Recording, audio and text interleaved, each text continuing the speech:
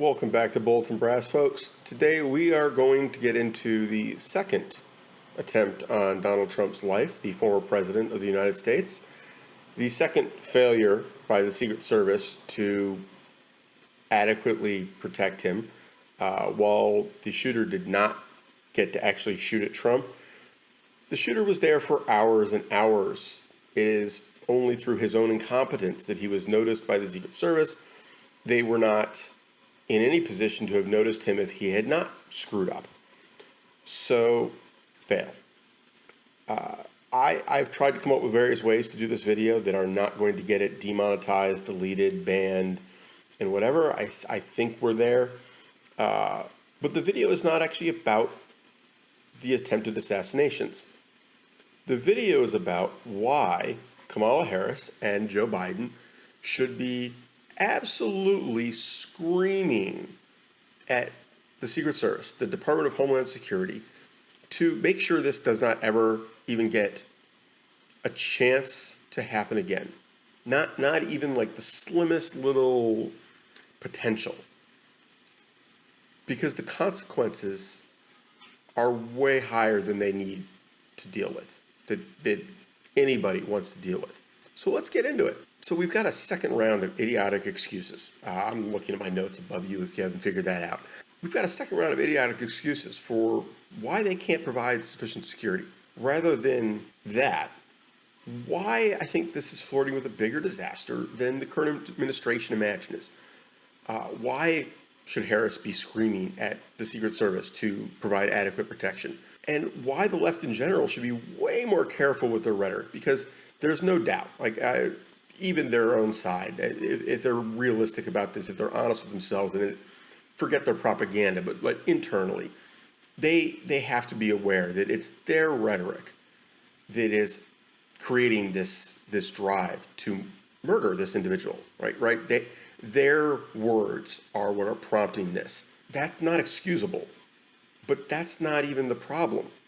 I mean, it certainly is, but the real problem is the consequences of that. This is how countries fail. This is how countries crumble into the dustbin of history.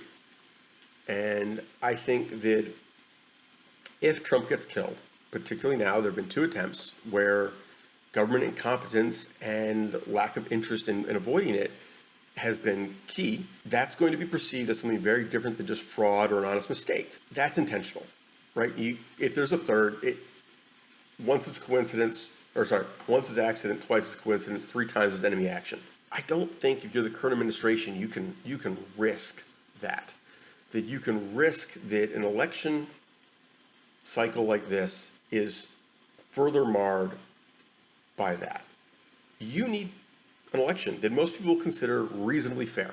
You need the media to stop appearing to be so blatantly partisan that they might as well be the propaganda wing of one party. You need it to at least have some cohesion and some respect for the concept of a fair election. And more importantly, you need Trump alive. Whether you win or lose, the consequences of Trump getting shot and potentially killed at this point are more than you can afford to risk. If Crooks had succeeded in PA, we probably had, call it a 10% chance of this country dissolving into armed conflict internally. If the gentleman, for lack of a better term, in Florida had succeeded, 25%. If there's a third attempt, maybe as high as 50%.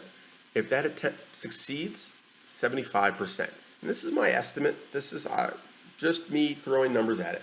Too many people are too fed up with what's going on to tolerate that scenario. Losing the election, if Trump doesn't get shot at again and loses the election, I think most people are just going to bitch and moan. That's just how it goes. Prior election, that's how it went, right? I don't think that short of more violence being involved, we will see anything escalate. But if more violence is involved, I think that the right has finally reached that trigger, right? That switch. You see this in memes a lot, that the left is a dial and they adjust the violence level up and down according to their needs, whereas the right is an on-off switch.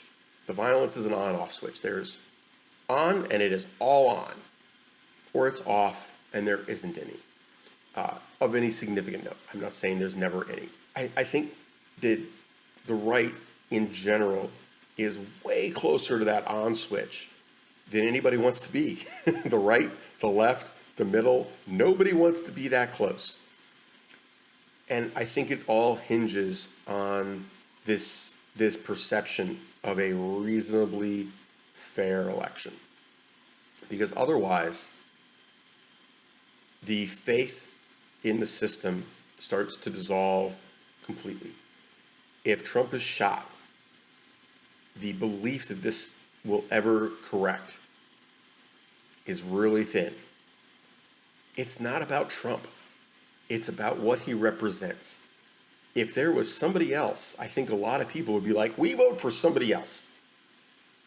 But there isn't. There just isn't. Right now, he is that figure.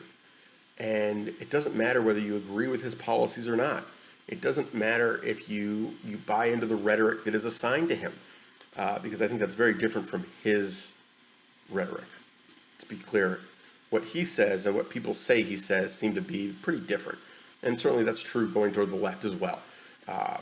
The right loves to twist words that the left says. It's just much easier because they say things and then they change their mind 5 minutes later. I didn't say that. Well, here's the video. Anyway, I think that the Secret Service needs to make sure, go above and beyond, assign as many resources as are necessary to make sure that former President Trump is alive to take office or to concede defeat. Because if they fail in that charge, their mandate, their reason for existing, their moral authority to exist dissolves. I think that allowing this trend to continue, this lack of resources, if that's the excuse, then that's on the government. That's on the Department of Homeland Security. That's on the President of the United States.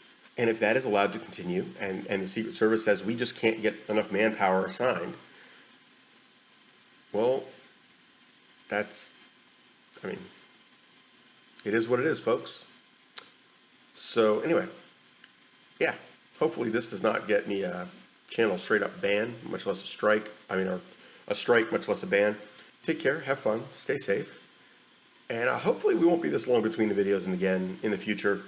I just could not figure out how to say this without it coming across wrong. Because I am not advocating for violence. I am not in favor of violence. I am 100% hoping that this whole process finishes without any. I'm just not sure I expect it. And I'm hoping that even if we have some, that it can be moderated. It can be stopped, caught before it becomes critical, and that we can have a reasonable election. Because that's really how the system is supposed to work. I don't care about the rhetoric. I don't care, if you look at some South American elections, a couple Central American ones, the rhetoric is astronomical. Everybody's the devil. And then after the election's over, they work together, right? That person's still in the country's Congress, and here I feel like we've lost track of that. We've lost track of the fact that it's just words. Nobody needs to die over political rhetoric, and that you can disagree. However, that at some point you do need to have a functional country, and that at some point people do have values that they won't compromise. So you can't push them too far. And I think both sides, the left and the right, need to remember that. So take care, have fun, stay safe, and I will see you in the next one.